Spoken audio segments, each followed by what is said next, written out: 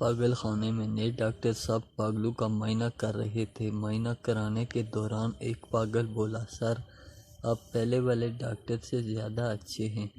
اچھا وہ کیوں؟ ڈاکٹر صاحب خوش ہوتے ہوئے پوچھا۔ سر آپ ہم میں سے ہی ایک لگتے ہیں، پاگل نے جواب دیا۔ کیلا۔ ایک صاحب چھلکے سمیت کیلا کھانے لگے۔ کسی نے انہیں ٹوکا، اس سے چھیل تو لیں۔ وہ بولے، چھیلنے کی کیا ضرورت ہے، مجھے معلوم ہے اس کے اندر کیا ہے۔ سرکس کا مالک۔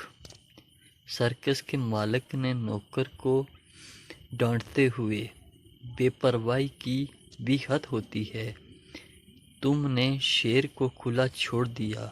نوکر، اس سے کیا فرق پڑتا ہے، شیر کو بھلا کون چوری کر سکتا ہے۔ شاعر۔ ایک غریب شاعر سڑک پر تقریباً بھاگتے ہوئے جا رہا تھا۔ ایک ادیب دوست نے انہیں پریشان دیکھا تو رک کر وجہ پوچھی۔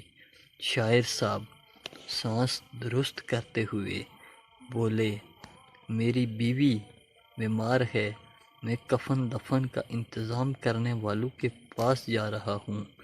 دوست نے حیرانی سے پوچھا، حضرات ڈاکٹر کے پاس یا کفن دفن والوں کے پاس؟ شاعر نے اداس لہجے میں جواب دیا، تم سے کیا پردہ، تم تو جانتے ہو کہ میں بہت غریب ہوں، بیچ کے دلال کی فیس کا بار برداشت نہیں کر سکتا۔ رشید۔